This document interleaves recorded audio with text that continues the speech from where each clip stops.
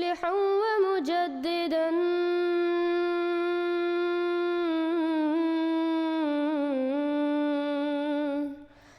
فارنوا بنظر طاهر وجنان.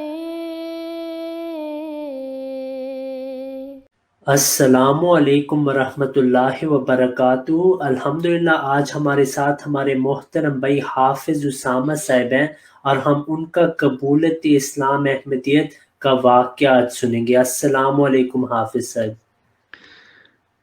وعلیکم السلام ورحمۃ اللہ وبرکاتہ۔ رضی بھائی کیا حال ہیں؟ الحمدللہ حافظ صاحب آپ سنائیں۔ الحمدللہ ٹھیک ٹھاک، جزاکم اللہ، شکریہ بہت بہت، آپ نے موقع دیا کہ خاکسار اپنا تعارف کرائے کہ کس طرح جماعت احمدیہ میں یعنی حقیقی اسلام میں اللہ تعالیٰ نے شامل ہونے کی توفیق عطا فرمائی۔ تو سب سے پہلے تو اس واقعے کو شروع کرتا ہوں کہ حافظ قرآن جو ہیں وہ ہماری فیملی میں اور بھی 4 حافظ قرآن ہیں۔ تقریباً بچپن میں ہی ہم سب نے حفظ کیا اور وہابی فرقہ سے ہمارا تعلق ہے، اور ہم بہن بھائیوں میں سے 5 ہم حافظ قرآن ہیں، تو کافی مذہبی گھرانہ ہے ہمارا، اور جو ہے ہمارے گھر میں کافی درس و تدریس قرآن پاک کا، حدیث کا، وہ کافی چلتا رہتا تھا۔ لیکن جماعت احمدیہ کے بارے میں جو انفارمیشن جو تھی وہ صرف اور صرف یہی تھی کہ احمدی جو ہیں وہ ان کا کوئی اور نبی ہے، وہ کسی اور کو نبی مانتے ہیں، صرف اتنی انفارمیشن تھی میرے تک۔ باقی میرے بہن بھائیوں کا تو مجھے نہیں پتا، لیکن احمدیت کے بارے میں صرف اتنا ہی معلوم تھا، کیونکہ احمدیت کے بارے میں جو ہے وہ نہ ہی کبھی ہم نے انٹرسٹ لیا تھا، اور نہ ہی میرے گھر والے کبھی کسی کا ایسا کوئی مخالفت کسی نے کبھی کی تھی، گھر والوں نے کسی احمدی کی، کہ ہمیں کوئی پتہ چلتا۔ بچپن میں جب چھوٹا تھا تو میرے والد صاحب نے ایک خواب دیکھی۔ میرے والد صاحب جو ہیں وہ ماشاءاللہ مولوی ہیں، اور لیکن ایک شریف مولوی ہیں، کسی کو گالی گلوچ نہیں کرتے، اور حضرت اقدس مسیح موعود علیہ الصلوۃ والسلام کی بھی عزت کرتے ہیں، ان کو ایک نیک بزرگ سمجھتے ہیں۔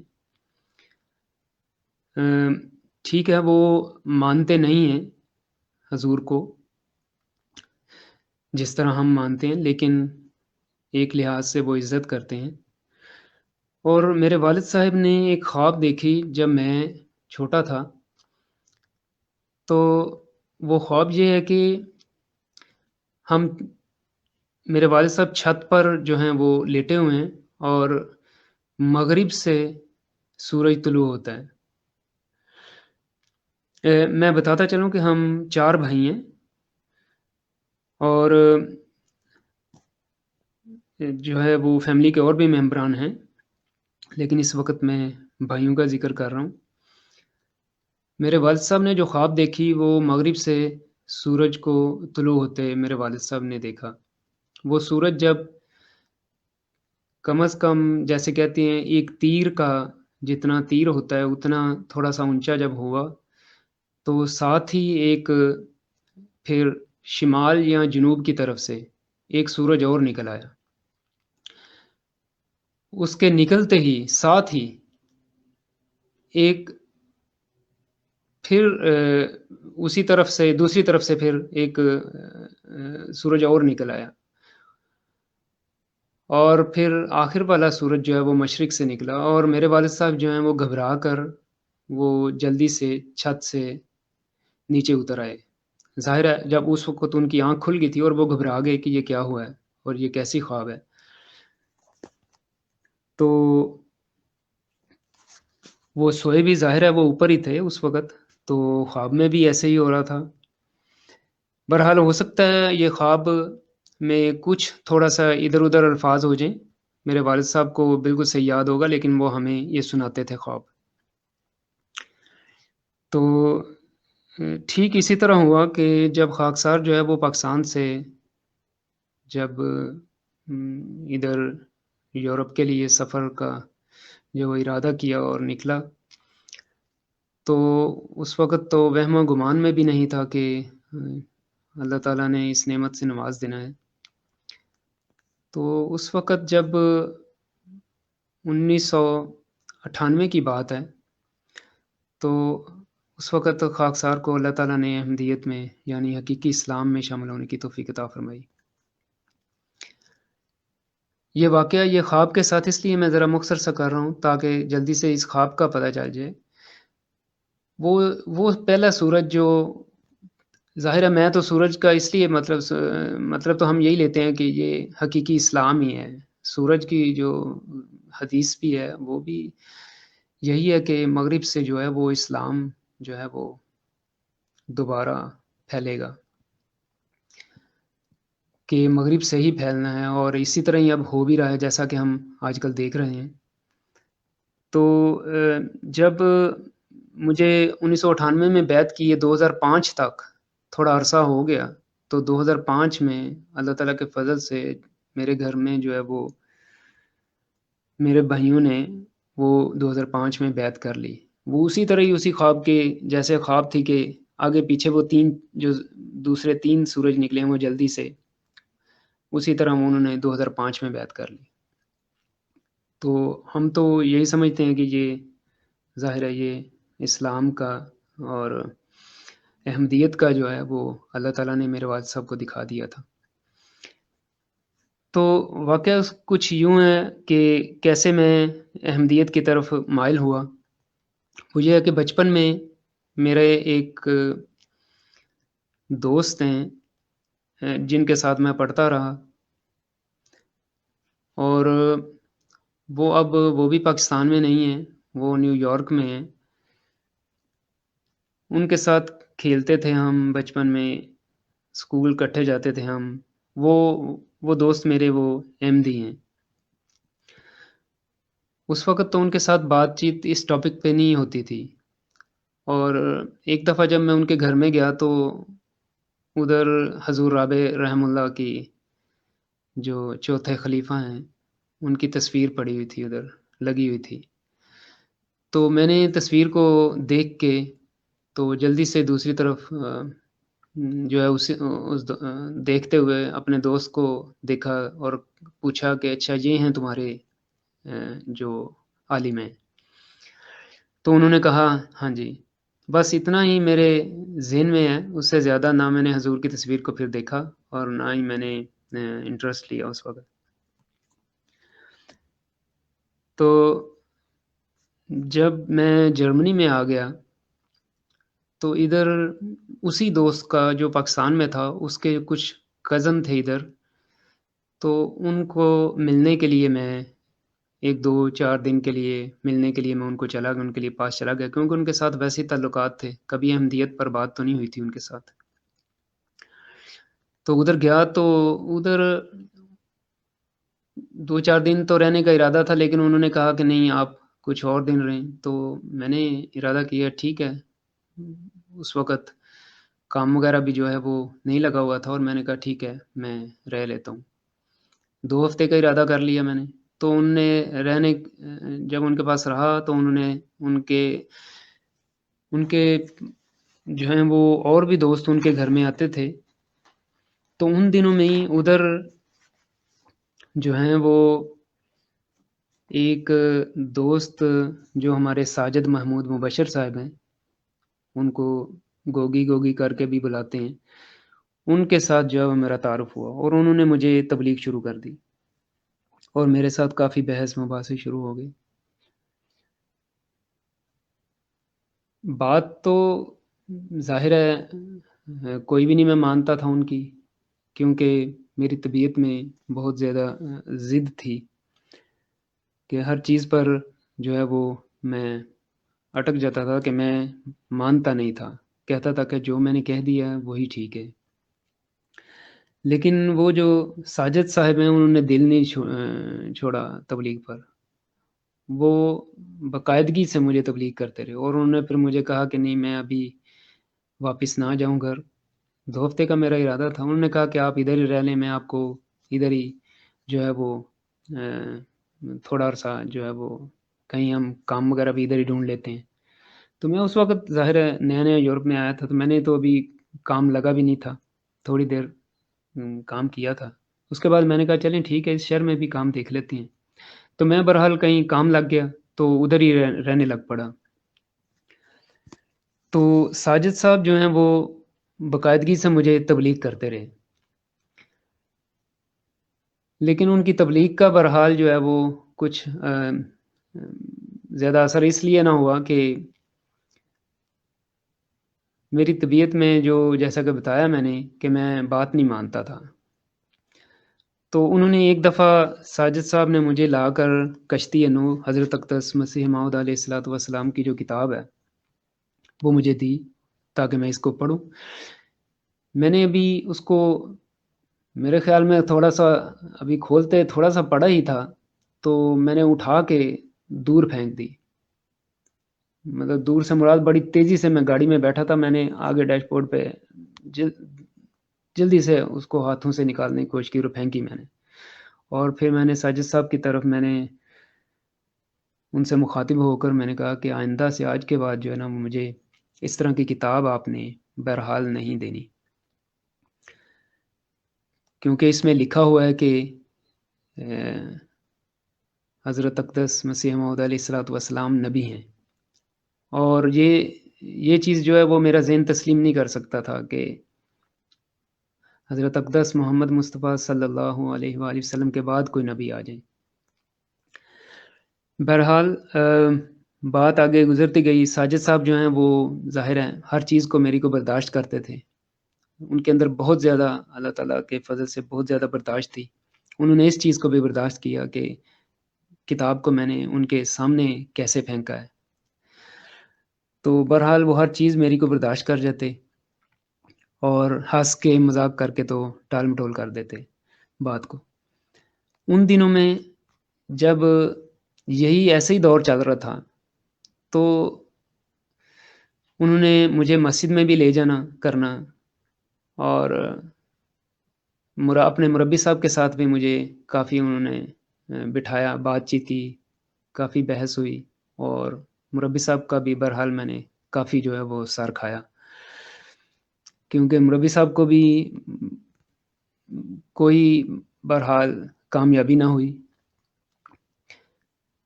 تو میں بہرحال ساجد صاحب سے بھی میں کئی دفعہ میں مذاق کے طور پہ کہتا ہوتا تھا کہ آپ کے مربی صاحب کو میں نے وہابی کر لینا ہے، تو ساجد صاحب مسکراتے تھے تو کہتے تھے ٹھیک ہے کر لو۔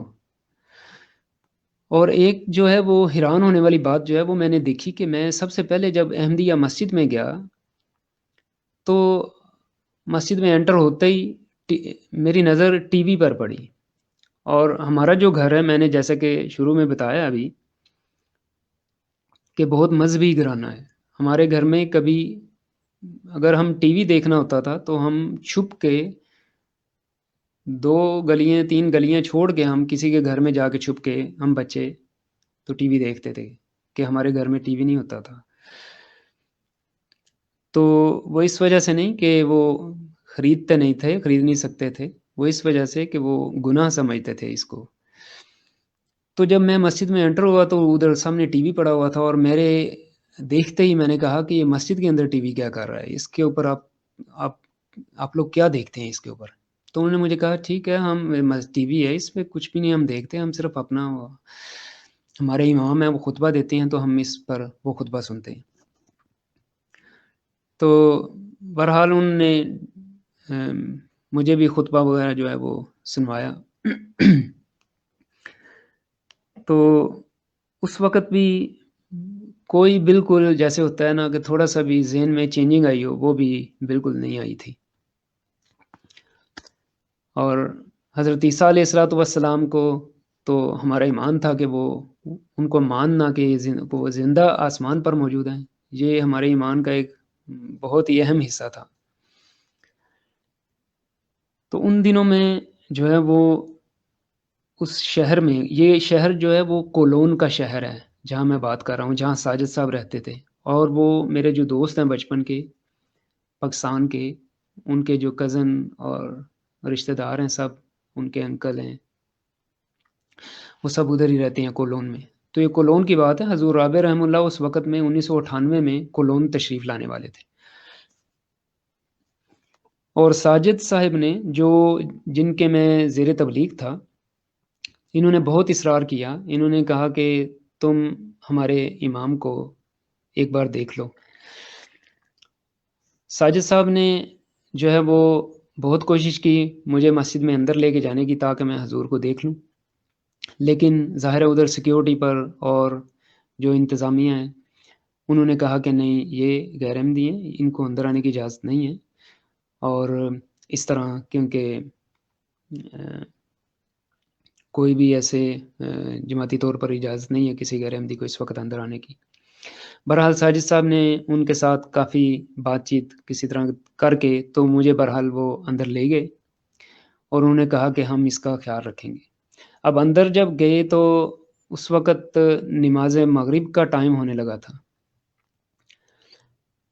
تو اب مجھے پتا تھا کہ یہ ان کے امام آ رہے ہیں اور میں دیکھنے لگا ہوں، ان کو مجھے دیکھنے کے لیے یہ اندر لے کے آئے ہیں۔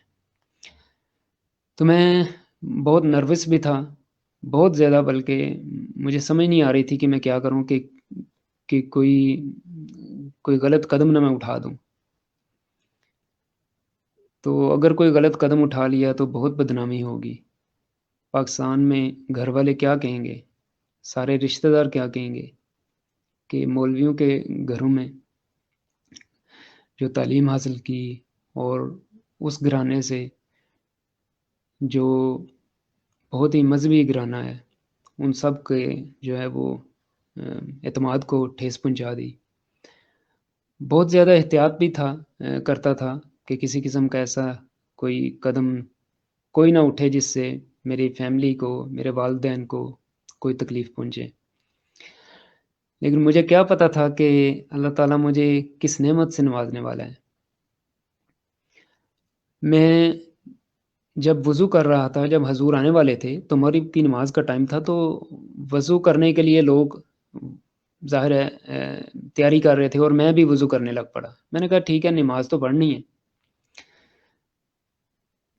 اور پہلے اگر میں جب نماز پڑھتا ہوتا تھا مربی صاحب کے پیچھے، تو میں اپنی نماز بہرحال علیحدہ پھر پڑھ لیتا تھا، یاری دوستی میں بھی پڑھ لیتا تھا، اور بعد میں اپنی نماز بھی میں پڑھ لیتا تھا، کیونکہ مجھے پتا تھا کہ مربی صاحب کے پیچھے میری نماز نہیں ہوئی، تو اس لیے مجھے اپنی نماز پڑھنی چاہیے، تو میں پڑھتا تھا۔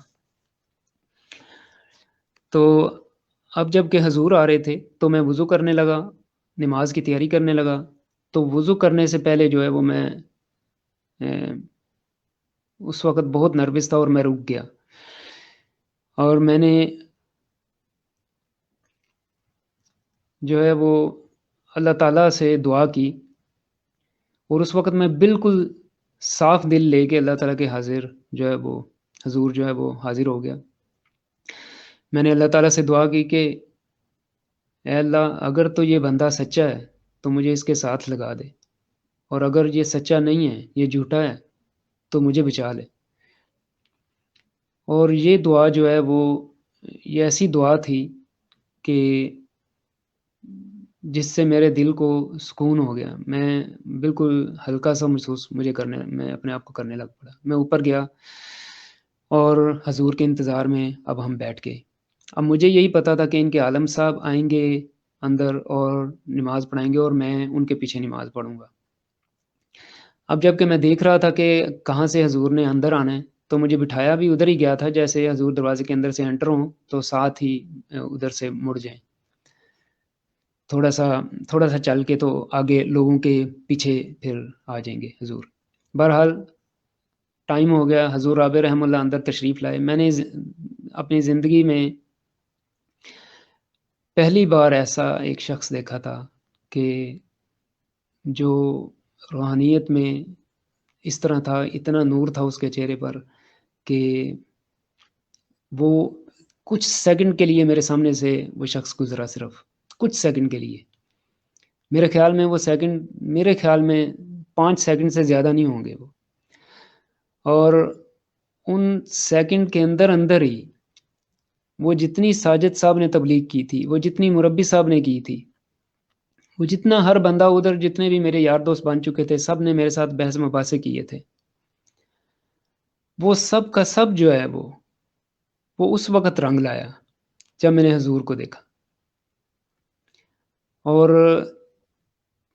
جب حضور کو میں نے دیکھ لیا، حضور کے پیچھے نماز پڑھ لی، تو میں یہی دل میں کہتا تھا کہ یہ جھوٹا نہیں ہو سکتا شخص، یہ شخص جھوٹا نہیں ہو سکتا. میں دل میرا یہی نماز میں بھی یہی کہہ رہا تھا کہ یہ جھوٹا نہیں ہے، یہ جھوٹا نہیں ہو سکتا. اگر یہ جھوٹا ہے تو پھر سب جھوٹا ہیں، پھر ہر چیز جھوٹی ہے. یہ میرے بار بار میرے دل سے، میری زبان سے یہ الفاظ نکلتے تھے. اس طرح پھر جب حضور چلے گئے، حضور صرف اس وقت کولون میں نماز پڑھانے کے لیے آئے تھے، حضور چلے گئے، تو اب میں نہ ساجد صاحب کے ساتھ بحث کرتا تھا، نہ مربی صاحب کے ساتھ بحث کرتا تھا، اور میری ایک قسم کی جیسے کہتے ہیں زبان ہی بند ہو گئی ہے، اس طرح ہو گیا تھا میرے ساتھ. ٹھیک 2 ہفتے، پورے 2 ہفتے جو ہے وہ میں بہت ڈر ڈر کے اپنی زندگی کو میں نے وہ گزارا ہے. وہ آج تک مجھے یاد ہے وہ دن، کہ میں بہت بہت ڈر گیا تھا، ڈر رہا تھا کہ مجھے کسی وقت بھی میری موت ہو جانی ہے. 2 ہفتے بعد تقریباً میں نے جو ہے وہ آدھی رات کو تقریباً 12-1 بجے کا ٹائم ہوگا، سارے سو رہے ہوں گے، سو رہے تھے، اور میں نے ساجد صاحب کو اٹھایا. میں نے کہا ساجد صاحب میں نے مسجد میں جانا ہے اور بیعت کرنی ہے. تو ساجد صاحب کہتے ہیں یار سو جاؤ،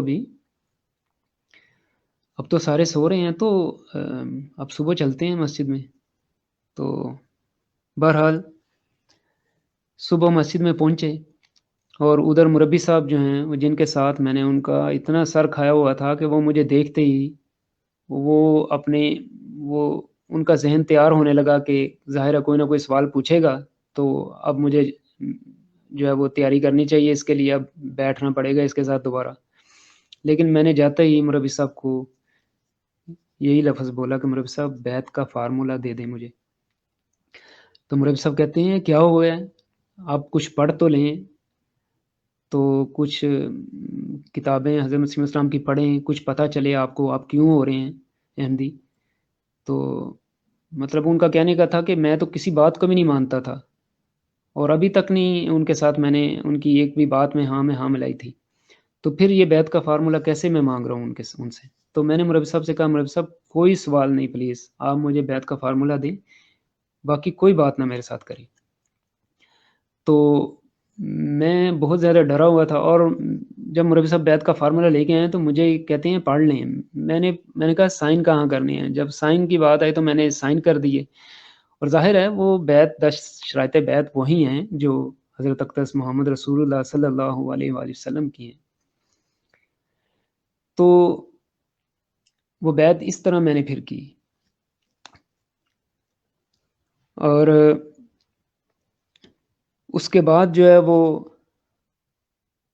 اسی مسجد میں، کولون کی مسجد میں ایک نیچے ایک کمرہ ہوتا تھا جہاں حضرت اقدس مسیح موعود علیہ الصلوۃ والسلام کی بہت بڑی ایک تصویر لگی ہوئی تھی.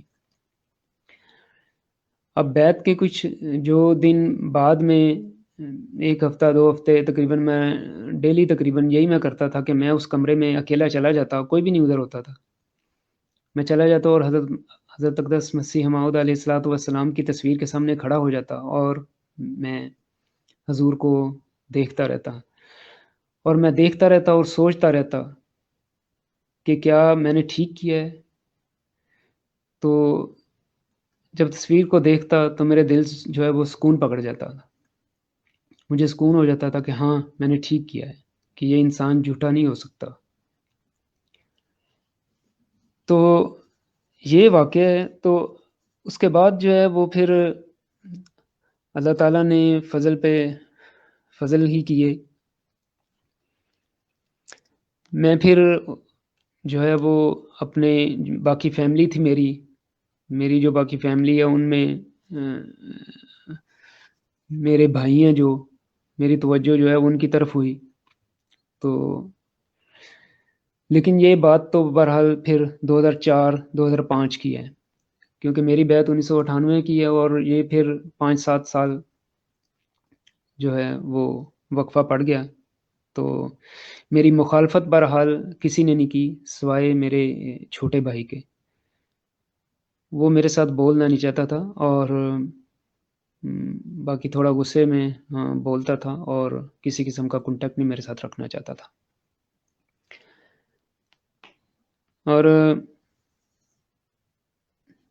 پھر میں نے جو ہے وہ اپنے سب سے بڑے بھائی جو ہیں وہ جو پہلے ہی میرے ساتھ ادھر تھے جرمنی میں، تو میری توجہ گئی کہ میں ان کو اس بارے میں توجہ دلاؤں کہ جو جماعت جو ہے وہ اسلام، حقیقی اسلام وہی ہے.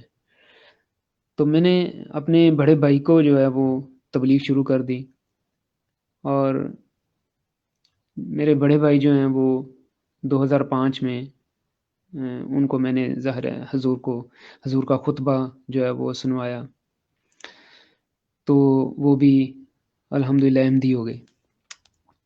اس طرح پھر میرے جو مجھ سے 1 سال بڑے حافظ قرآن وہ بھی ہیں، بھائی ہیں میرے. میں پھر ان کی طرف جو ہے وہ متوجہ ہوا، ان کی طرف گیا. وہ پاکستان میں تھے اس وقت، اور جب میں ان کے ساتھ ملا تو میں نے ان کو علیحدہ کمرے میں جو ہے وہ بٹھایا تاکہ کوئی اور نہ ہمیں ڈسٹرب کرے.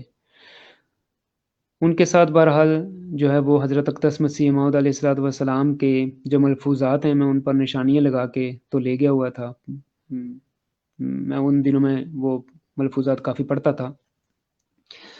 تو وہ جا کر میں نے اپنے بڑے بھائی کو کچھ ان میں سے اقتباسات جو ہیں وہ ان کے سامنے رکھے. بہرحال جیسے بھی ہوا، حضور خامس کا، حضرت اید اللہ تعالی بنصر العزیز کا خطبہ بھی میں نے سنوایا، تو انہوں نے بھی بیعت کر لی.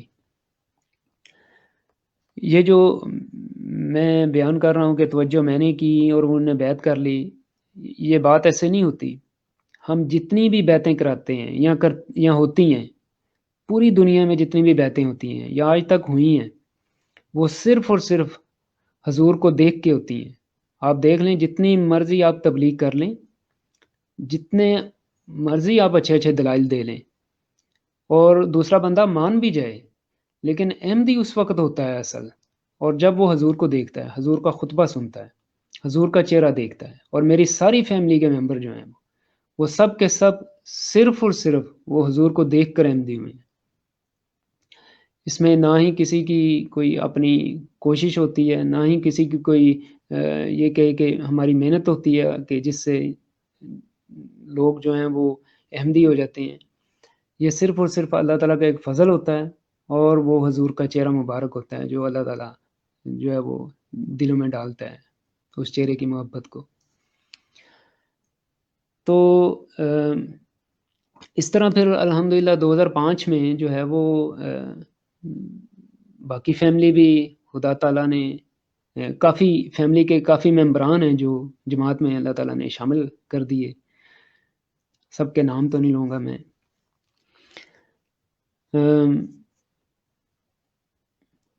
اس کے بعد پھر جو ہے وہ ہم 3 بھائیوں کی ملاقات جو ہے وہ حضور سے بھی ہوئی، اور حضور نے بڑی شفقت کی ہمارے ساتھ. ہمارے ہاتھوں میں حضور نے انگوٹھیاں پہنائی اور تصویر کھنچوائی حضور کے ساتھ ہم نے.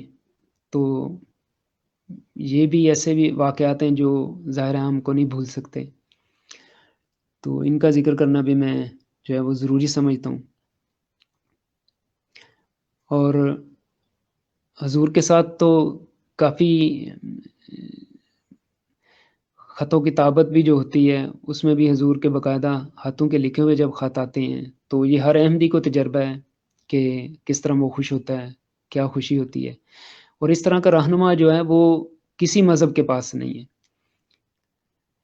کیونکہ کوئی ایسا رہنما نہیں ہے کسی کا، روحانی رہنما جو ہے وہ کسی مذہب کے پاس بھی، کہ جس کو لوگ اپنی پریشانی کے خط لکھتے ہوں اور پھر خوشی کے بھی خط لکھتے ہوں اور پھر واپس ان کے جواب بھی آتے ہوں. ہو سکتا ہے آتے ہوں لیکن ایک دو کے، دو چار کے، لیکن کیا 200 سے زیادہ ممالک میں سے ایسے خطوط ایک شخص کو جانے اور پھر اس شخص کے جواب واپس آنے، یہ ایک میں سمجھتا ہوں کہ یہ ہو ہی نہیں سکتا کہ کوئی اور ہو کسی بھی مذہب میں. تو یہ بھی ایک بہت بڑی سچائی کا ثبوت ہے یہ جماعت احمدیہ کا. اور جلسہ سالانہ پر بھی حضور کو ہم دیکھتے ہیں، اور 2 دفعہ ایسا واقعہ ہوا ہے کہ جلسہ سالانہ پر سب کو پتہ ہے کہ کتنا رش ہوتا ہے، ہزاروں لوگ ہوتے ہیں ادھر، اور ان ہزاروں لوگوں میں میں کھڑا تھا اور حضور چل کر آ رہے تھے. اور آپ سب کو پتہ ہے کہ حضور جو ہیں، حضور جب چلتے ہیں تو نیچے نظریں کر کے چلتے ہیں. تو حضور اسی طرح چلتے آ رہے تھے، تو لائن لگی ہوئی تھی، ہزاروں لوگ تھے، رش تھا. تو میں بھی بہرحال ادھر ہی کھڑا تھا لائن کے اندر ہی. تو ہمارے ساری ایک دوسرے کو بس نظر آ رہے تھے، جسم بھی چھپے ہوئے تھے، لیکن میں دعا کر رہا تھا، درود شریف پڑھ رہا تھا کہ یا اللہ حضور میری طرف دیکھیں، حضور میری طرف دیکھیں، اور یہی دعا کر رہا تھا بار بار. اب حضور کی نظروں کو میں نے تو نہیں پکڑ کر جو ہے نعوذ باللہ میں نے اپنی طرف کر لیا. اب دیکھیں کہ ایک شخص ہے جس کے بارے میں آپ دعا کر رہے ہیں کہ چلتا آ رہا ہے، اور ہزاروں لوگ کھڑے ہیں ادھر لائنوں میں، اور آپ بیچ میں سے آپ نہ تو میں نے کوئی اتنے گاڑے سرخ رنگ کے کوئی کپڑے پہنے ہوئے تھے جس پر نظر فوراً پڑ جائے، یا میں نے کوئی پگڑی باندھی ہوئی تھی، کچھ بھی نہیں. میں سادہ سا جیسے ہر احمدی نے لباس پہنا ہوتا ہے اسی طرح پہنا ہوا تھا، اور میں یہی دعا کر رہا تھا کہ حضور کی نظر میرے پر پڑے، اور ساتھ میں درود شریف میں پڑھ رہا تھا.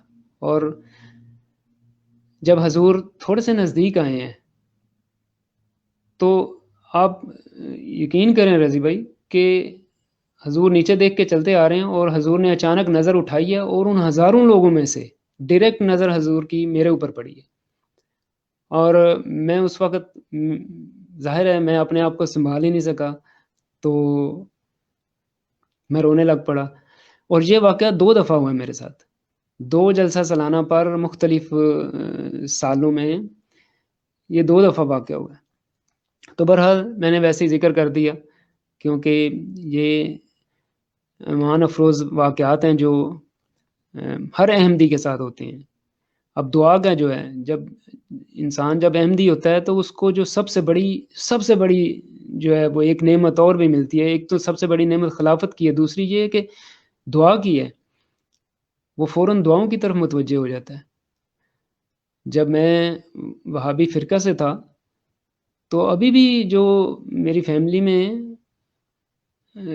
ہمارے خاندانوں میں جو اگر احمدی نہیں ہے تو ان کو پتہ ہے کہ وہ کتنی دعا کی طرف توجہ کرتے ہیں، یا کتنی دعائیں ان کی جو قبول ہو رہی ہیں.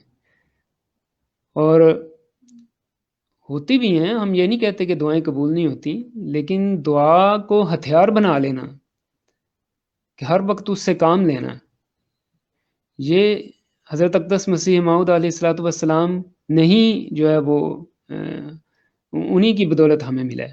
کیونکہ اللہ تعالیٰ نے حضور کو اس لیے بھیجا تھا کہ انسان کا اور اللہ تعالیٰ کا جو ہے وہ تعلق قائم کیا جائے. تو حضور نے کیا، وہ 100% کیا حضور نے. اور ہمارے جو احمدی ہیں، احمدیوں میں جو بچے ہیں چھوٹے چھوٹے، یہ تجربہ ان بچوں کو بھی ہے، جو دعاؤں کی قبولیت کا بچوں کو بھی ہے. یہ کوئی 1-2 بندے کے ساتھ نہیں ہے. تو یہ ذکر تو کچھ ویسے ہی ساتھ آ گئے تھے. تو باقی جو ہے وہ میرے خیال میں کافی ٹائم ہو گیا رضی بھائی، جو کافی میں نے اپنا سنا لی ہے، میں نے اپنا واقعہ، تو میرے خیال میں کوئی چیز رہ تو نہیں گئی ہوگی۔ جزاک اللہ حافظ ہے، بہت ہی ایمان افروز واقعہ آپ نے سنایا ہمیں۔ چند سوالات پھر میں آپ کو پوچھ سکتا ہوں کہ بعض مخالفین یہ اعتراض بھی کر دیتے ہیں کہ احمدیوں کا قرآن بھی کوئی اور قرآن، انہوں نے اپنا قرآن بنایا ہوا ہے، تو آپ تو حافظ بھی ہیں، تو اس اعتراض کا آپ اگر جو لوگ دیکھ رہے ہیں ان کے لیے جواب دے دیں۔ جی رضی بھائی، اور قرآن پاک تو میں نے کہیں دیکھا نہیں ہے، تو جو حفظ کیا تھا پاکستان میں وہابی فرقہ سے تھا، جب میں جو قرآن پاک اس وقت حفظ کیا تھا وہی قرآن پاک جو ہے وہ آج تک میں پڑھتا ہوں، اور بلکہ میں تو وہ قرآن پاک بھی پڑھتا ہوں جس پر میں نے حفظ کیا تھا۔ اب یہ دیکھیں، جب میں نے بیعت نہیں کی تھی تو میں 16 لائنوں والا قرآن پاک پڑھتا تھا، تاج کمپنی کا۔ یہ سارے پاکستان میں پتہ ہے، اس کمپنی کا جو قرآن پاک ہے وہ 16 لائنوں والا قرآن پاک ہوتا ہے، اور میرا خدا گواہ ہے کہ آج بھی اور ہر روز جو ہے وہ میں یہی قرآن پاک پڑھتا ہوں۔ آج صبح بھی یہی پڑھا ہے، اسی قرآن پاک سے پڑھا ہے جو 16 لائنوں والا غیر احمدیوں کا، میرے غیر احمدی بھائی جو ہیں ان کا جو قرآن پاک ہے اسی پر ہی میں نے قرآن پاک پڑھا ہے، اور جتنے بھی احمدی ہیں ان کا بھی وہی قرآن پاک ہے۔ ہاں 16 لائنوں والا شاید نہ ہو، اور وہ نہیں ہے، 17 والا ہوگا، یا کوئی اور کچھ اور لائنیں ہوتی ہیں۔ ہمارے جو قرآن پاک ہیں وہ حضور رابع رحم اللہ کا قرآن پاک ہے، ترجمہ والا، سیم وہی قرآن پاک ہے۔ میں جب صبح اٹھتا ہوں تو وہ تاج کمپنی والا قرآن پاک میں پہلے پڑھتا ہوں، کیونکہ میں نے اس کے اوپر سے حفظ کیا ہے، اور جو حافظ ہوتے ہیں ان کو، یہ ہر حافظ کو پتہ ہے، یہ جتنے بھی حفاظ جو ہیں میرے غیر احمدی مسلم بھائی، جو ہمارے مسلمان بھائی ہیں، یہ سارے سن رہے ہوں گے اور سنیں گے کہ یہ جو بھی ایک حافظ ہوتا ہے وہ جس قرآن پاک سے حفظ کرتا ہے، مثلاً اگر اس نے 16 لائنوں والوں قرآن پاک سے حفظ کیا تو اس نے اسی قرآن پاک کو ہی پڑھنا ہے۔ اگر وہ 17 لائنوں والے قرآن پاک کو پڑھے گا تو وہ غلطیاں کرے گا، وہ تراویوں میں بھی بھولے گا، وہ کسی کو سناتے وقت بھی بھولے گا، کیونکہ وہ پزل ہو جائے گا، اس کو پتہ ہی نہیں چلے گا کہ وہ ایک آیت کہاں سے شروع ہوتی ہے کہاں سے ختم۔ ہمیں تو یہ بھی ہمارے ذہنوں میں رٹا لگ گیا ہوتا ہے، کئی دفعہ جو غیر احمدی وہاں حفظ کراتے ہیں ان کو اتنا رٹا لگ گیا ہوتا ہے کہ اب مثال کے طور پہ جو آیت ہے، اعوذ باللہ من الشیطان الرجیم بسم اللہ الرحمن الرحیم، ما كان محمد ابا احد من رجالکم ولكن رسول اللہ وخاتم النبیین وكان اللہ بكل شیء علیما۔ یہ جو آیت ہے یہ سورۃ الاحزاب کی آیت ہے، 41 نمبر ہے شاید ہمارے قرآن پاک کی، اور جو غیر احمدی ہیں جو ان کی وہ 40 نمبر آیت ہے۔ اب یہ آیت جہاں سے شروع ہوتی ہے، 16 لائنوں والے قرآن پاک کو ہر حافظ جو ہے جس نے 16 لائنوں والے پر کیا ہے اس کو پتا ہوگا کہ یہ کس صفحے پر، کس سائیڈ پر، اور کون سی جگہ پر یہ آیت ہے، تقریباً ہر ایک کو پتا ہوتا ہے، لیکن مجھے یہ نہیں پتا ہوگا کہ 17 لائنوں والے قرآن پاک پر وہ کہاں آیت نیچے ہے، ایک صفحہ آگے ہے، کہاں ہے۔ تو اس لیے قرآن پاک ایک ہی ہے، وہ احمدیوں کا ہو غیر احمدیوں کا ہو۔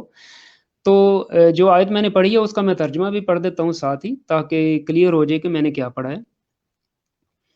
میں نے آج جو پڑھی ہے وہ یہ ہے کہ اعوذ باللہ من الشیطان الرجیم بسم اللہ الرحمن الرحیم، ما كان محمد ابا احد من رجالکم ولكن رسول اللہ وخاتم النبیین وكان اللہ بكل شیء علیما۔ محمد صلی اللہ علیہ وآلہ وسلم تمہارے جیسے مردوں میں سے کسی کا باپ نہیں، بلکہ وہ اللہ کا رسول ہے، کہ حضرت محمد صلی اللہ علیہ وآلہ وسلم کہ تم جیسے مردوں کے باپ نہیں ہیں وہ، بلکہ وہ اللہ کا رسول ہے، اور سب نبیوں کا خاتم ہے، اور سب نبیوں سے افضل ہیں۔ کہ اس میں اللہ تعالیٰ بیان فرما رہا ہے کہ وہ تمہارے جیسے مردوں کا باپ نہیں بلکہ وہ نبیوں کا بھی باپ ہے۔ اس میں جو ختم ہے، یہ ختم تو ظاہر ہے وہ والا نہیں ہے جو پاکستان میں اردو کا لفظ ہوتا ہے، جو اردو کا لفظ ہوتا ہے ختم، وہ ختم ہو جاتا ہے۔ اب ختم جو ہو جاتا ہے، مثلاً کوئی چیز ختم ہو گئی ہے، اس کو اس اس کی کیا ویلیو ہے جو ختم ہی ہو گئی ہے۔ اب ختم پر جو ہے وہ کیسی خوشی مناتے ہیں لوگ کہ ختم نبوت پر، یا جیسے جس طرح بھی ہے جو عقیدہ جو ختم نبوت کا بنا لیا انہوں نے، اور زیادہ تر یہ آیت پیش کرتے ہیں، تو رسول پاک صلی اللہ علیہ وآلہ وسلم کا اس میں فضیلت بیان کی گئی ہے اللہ تعالیٰ کی طرف سے کہ وہ نبیوں کے بھی باپ ہیں اور وہ سب سے افضل ہیں، اور ان پر ہر چیز ختم ہے، کہ وہ جیسے کہتے ہیں کہ کسی نے کوئی شعر اچھا بولا ہو تو کہتے ہیں کہ یہ شعر و شاعری اس کے اوپر ختم ہے، کہ اس کو افضل ترین ہے۔ مطلب ہے کہ جو خاتم ہے وہ خاتم النبیین، یا اس طرح اس کا مطلب بھی کر سکتے ہیں کہ وہ سارے کے سارے نبیوں کے جتنے بھی نبی آئے ہیں ان سب کے، یا آئیں گے ہیں، جو بھی خدا کے پیارے ہیں، یا پوری انسانیت ہے جتنے بھی، ان سب سے جو ہیں وہ افضل رسول پاک صلی اللہ علیہ وآلہ وسلم ہیں۔ تو اس خاتم کا مطلب پاکستانی لفظ میں، اردو میں ختم کر دینا، یہ تو کوئی حکمت اس میں نظر نہیں آتی۔ اس کا مطلب مہر ہے، اور مہر جو ہے وہ صفحے کے اوپر بھی لگتی ہے، نیچے بھی لگتی ہے۔ مہر کا مطلب نہیں ہے کہ اس کے بعد کام نہیں اس کے اوپر ہو سکتا، ہاں تصدیق ہے وہ، اور تصدیق آنے والوں کی بھی ہو سکتی ہے، تصدیق جانے والوں کی بھی ہو سکتی ہے، اور جو چلے گئے ہیں ان کی بھی ہو سکتی ہے، اور جو ہیں ان کی بھی ہو سکتی ہے۔ جی رضی بھائی۔ جزاک اللہ حافظ صاحب۔ اگلا سوال آپ کے لیے یہ ہے کہ اگر آپ جو مخالفین اس کو دیکھیں گے ان کے لیے اگر آپ کے پاس کوئی پیغام ہے کہ ان کو کون سی کتب کا مطالعہ کرنا چاہیے؟ جی رضی بھائی، بات یہ ہے کہ سب سے پہلے تو میں یہ بات کروں گا کہ آپ اگر حضرت اقدس مسیح موعود علیہ الصلوۃ والسلام، حضرت مرزا صاحب کی کتابوں کو اگر آپ پڑھتے ہیں تو وہ ضروری نہیں کہ کوئی عالم ہو تو تبھی پڑھے، وہ سادہ سی کوئی اردو بھی پڑھنے والا ہے تو وہ پڑھے، اور جب پڑھتے ہیں آپ تو خدا را صاف دل ہو کر پڑھیں۔ دیکھیں جس طرح اگر ایک عیسائی کو ہم قرآن پاک دیتے ہیں، اگر ہم ایک عیسائی کو، مجھے یہ یاد ہے ابھی تک جب ہم غیر احمدی تھے تو ہم کسی عیسائی کو یا کسی بھی دوسرے مذہب والے کو قرآن پاک کو ہاتھ نہیں لگانے دیتے تھے کہ وہ پلید ہے۔ جتنی دیر تک وہ وضو نہیں کرے گا اس کو قرآن پاک کو ہم ہاتھ نہیں لگانے دیں گے۔ اور یہ واقعہ میرے سامنے بھی ہو چکا ہے کہ ایک بندہ جو ہے وہ غصہ کر رہا تھا کسی عیسائی پر، تو میں جب آیا ادھر تو میں نے اس سے پوچھا کہ بھائی کیا ہوا، تو وہ مولوی صاحب تھے، تو میں نے کہا مولوی صاحب کیا ہوا، تو وہ کہتے ہیں کہ اس کو شرم نہیں آتی، یہ قرآن پاک کو ہاتھ لگا رہا ہے، اور اس کو جرت کیسے ہوئی؟ تو میں نے کہا مولوی صاحب بات یہ ہے کہ یہ قرآن پاک کو ہاتھ نہیں لگائے گا، پڑھے گا نہیں، تو اس کو پتہ کیسے چلے گا؟ کہتا ہے نہیں تو پھر وضو پہلے کر لے۔ اس کا مطلب ہے کہ وضو کر لے پہلے۔ میں غیر احمدیوں کے ہی الفاظ میں، اپنے جو مسلمان بھائی ہیں ان کے ہی الفاظ میں کہتا ہوں کہ اگر دیکھیں، اگر آپ سمجھتے ہیں کہ ایک عیسائی اگر قرآن پاک پڑھنے لگا ہے تو اس کو وضو کر لینا چاہیے، یا اگر آپ اس کو ہاتھ لگانے دیتے ہیں تو وضو کرے۔ وہ وضو کا مطلب ہے کہ وہ صاف ہوگا، دل کو صاف کرے گا، اس کو پتہ چلے گا کہ میں خدا تعالیٰ کی کلام کو ہاتھ لگانے لگا ہوں، حالانکہ اس کے لیے تو کلام نہیں ہے خدا تعالیٰ کی، لیکن آپ اس کو کہہ رہے ہیں کہ بھائی تم وضو کرو، صاف ہو جاؤ۔ تو اسی طرح میرا یہ مشورہ ہے، میری یہ نصیحت ہے آپ کو، اپنے غیر احمدی بھائیوں کو، مسلمان بھائیوں کو، کہ جب حضرت مرزا صاحب کا علیہ الصلوۃ والسلام کا جب کلام پڑھنا ہے، کوئی کتاب پڑھنی ہے، تو ضرور صاف دل ہو کے پڑھیں۔ اگر اس میں اچھی بات ملتی ہے تو ضرور ایکسیپٹ کریں۔ اگر آپ کو کوئی چیز سمجھ نہیں آتی تو اللہ تعالیٰ سے جو ہے وہ رہنمائی حاصل کریں، اللہ تعالیٰ سے پوچھ لیں۔ دیکھیں دعا بھی تو ایک کوئی چیز ہے، دعا ایک مسلمان کو تو پتہ ہونا چاہیے کہ دعا کچھ ہے، تو اگر دعا کچھ ہے تو پھر اس سے کچھ تھوڑا سا کام لیں ہیں میرے مسلمان بھائی۔ اور جو حضرت اقدس کا، جو حضرت مرزا صاحب علیہ الصلوۃ والسلام کا جو کلام ہے، جو کتابیں ہیں، ان کو وہ پڑھیں۔ اور آج کل تو اگر پاکستان میں جو ویب سائٹس پر اگر وہ نہیں پڑھ سکتے تو مختلف ذریعوں سے ان ویب سائٹس کو کھولا جا سکتا ہے اور ان کو ڈاؤن لوڈ کیا جا سکتا ہے PDF میں۔ تو ان کتابوں کو پڑھیں اور باقاعدہ پڑھیں، اس لیے نہیں کہ وہ اعتراضات اکٹھے کرنے کے لیے، اس لیے بھی ضرور پڑھیں کہ 200 سے زیادہ ممالک میں اس شخص کی جو ہے وہ جماعت ہے، اور سارے مسلمان سمجھتے ہیں کہ انہوں نے جو ہے وہ ختم نبوت پر ڈاکہ ڈالا ہے۔ تو اب ایک اتنا بڑا شخص جو ہے جس کے بارے میں یہ غلط عقیدہ رکھتے ہیں، تو اس کے بارے میں کم از کم اس کی کتابیں تو پڑھنی چاہیے۔ ٹھیک ہے، اگر آپ کو نہیں کوئی اعتراض ملتے ہیں صرف، اور کوئی اچھی بات آپ کو نہیں مل رہی، تو پھر تو آپ بات کریں، لیکن اگر آپ کتابیں پڑھتے نہیں ہیں اور صرف اعتراضات جو ہیں وہ 2 لائنوں والے جو آپ نے لکھے ہوئے ہیں ان کو صرف پڑھ کے تو بات ختم کر لیتے ہیں، تو یہ نہیں ٹھیک۔ میرا مشورہ یہی ہے کہ میرے ایک بھائی ہیں، تو ان کو بھی میں نے ایک کتاب دی تھی، وہ کتاب تھی مسیح ہندوستان میں۔ تو میرے بھائی نے تو وہ کتاب، ابھی میں نے اس کو تعارف بھی نہیں صحیح طرح کرایا تھا احمدیت کا، اس نے وہ کتاب پڑھ لی، اور کتاب پڑھتے ہی ساری مکمل کتاب پڑھ کے وہ میرا بھائی کہتا ہے کہ میرے بڑے بھائی ہیں وہ کہتے ہیں کہ یار یہ کتاب کسی نارمل شخص نے نہیں لکھی، یہ الفاظ تھے ان کے، وہ آج تک جو ہیں وہ مجھے یاد ہیں الفاظ، کہتے ہیں یہ کتاب کسی نارمل شخص نے لکھی، یہ کوئی بہت بڑا انسان تھا۔ تو میں نے ان سے کہا کہ یہی ہیں جو حضرت مرزا غلام احمد ہے علیہ الصلوۃ والسلام، جنہوں نے یہ کتاب لکھی ہے۔ تو اس لیے میرا یہی مشورہ ہے رضی بھائی کہ میرے مسلمان بھائی جو ہیں وہ کتاب جب پڑھنے لگتے ہیں تو کتابیں چھوٹی چھوٹی بھی ہیں حضرت مسیح السلام کی، بڑی بھی ہیں چھوٹی بھی ہیں، تو چھوٹی کتابیں پڑھ لیں، چھوٹی کتابوں سے شروع کر لیں، لیکن مکمل کمپلیٹ ایک کتاب جب شروع کریں اس کو کمپلیٹ پڑھیں کتاب کو۔ جی جزاک اللہ حافظ صاحب۔ اور آخر میں اگر آپ مسلمانوں کو خلافت کی اہمیت کے بارے بعض باتیں بتا دیں۔ جی رضی بھائی، خلافت کی اہمیت بالکل جو ہے وہ ایک بہت اہم جو ہے وہ نقطہ ہے اس وقت۔ ساری کی ساری امت مسلمہ جو ہے وہ تڑپ رہی ہے کسی ایک رہنما کے انتظار میں۔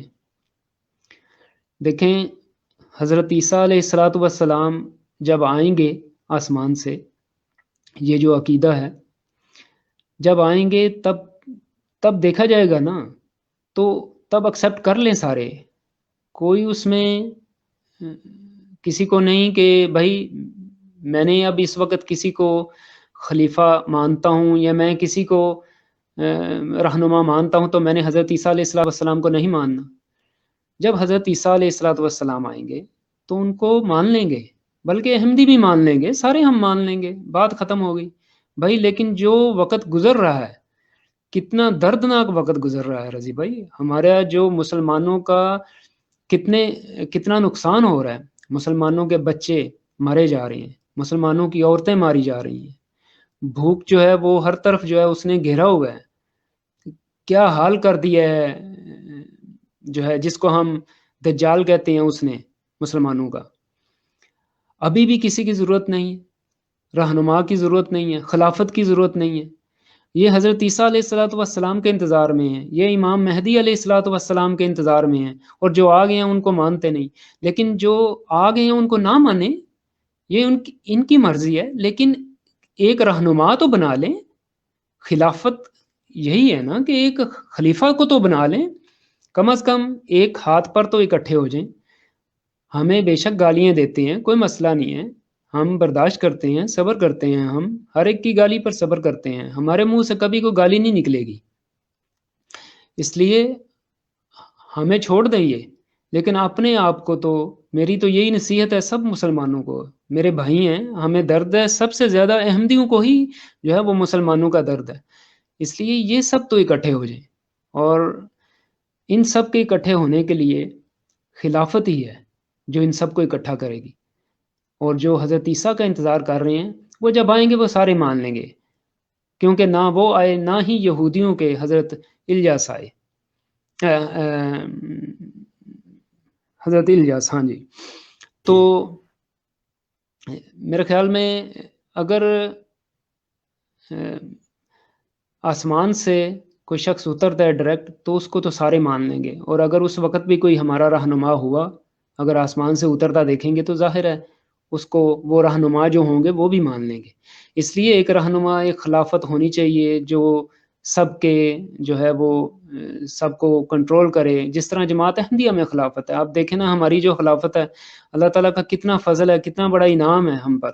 ہم تو ہمارا ایک سیکنڈ کے لیے بھی یہ سوچنا کہ ہم خلیفہ وقت کے بغیر جو ہیں وہ زندگی گزاریں، یہ ناممکن ہے. اب یہ ہو ہی نہیں سکتا کہ جو لوگ اپنی پریشانی اور خوشی ہر چیز جو ہیں وہ اپنی شیئر کرتے ہوں، اور حضور جب خطبہ دیتے ہیں، اب دیکھیں رضی بھائی، اب یہ کتنا بڑا ایک ثبوت ہے سچائی کا جماعت کا، کہ جب حضور اقدس جمعے کے لیے خطبہ دیتے ہیں تو 200 سے زیادہ ممالک میں، 210 ممالک سے زیادہ ممالک میں، اتنے زیادہ ممالک میں لوگ وضو کر کے تیاری کر کے ٹی وی کے سامنے بیٹھ جاتے ہیں کہ جی حضور کو دیکھنا ہے.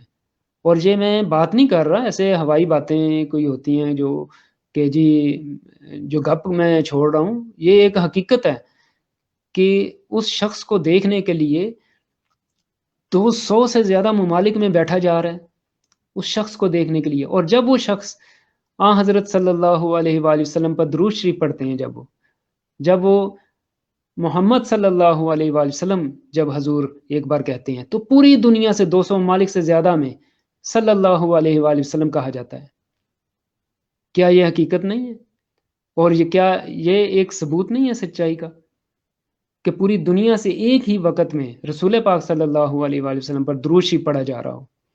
کون سی جماعت ہے، کن کا رہنما ہے جو ایسے جو ہے وہ ایک بار حضور کا نام لے، رسول پاک صلی اللہ علیہ وآلہ وسلم کا، تو ساری دنیا میں جو ہے وہ درود گونجے؟ کوئی ہے تو پھر بتا دیں مجھے.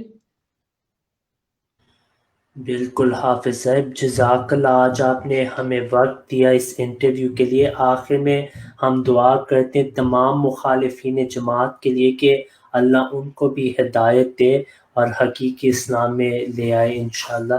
جزاک اللہ حافظ صاحب. جزاکم اللہ احسن جزا. السلام علیکم. وعلیکم السلام ورحمۃ اللہ وبرکاتہ. If you have not yet subscribed, make sure to subscribe and click on the bell icon so you can get notifications for every new video. Also make sure to like and comment on the video and follow on Twitter and Instagram.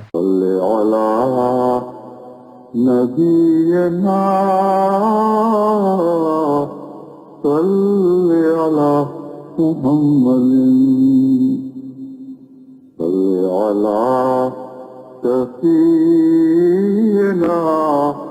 صل على محمد.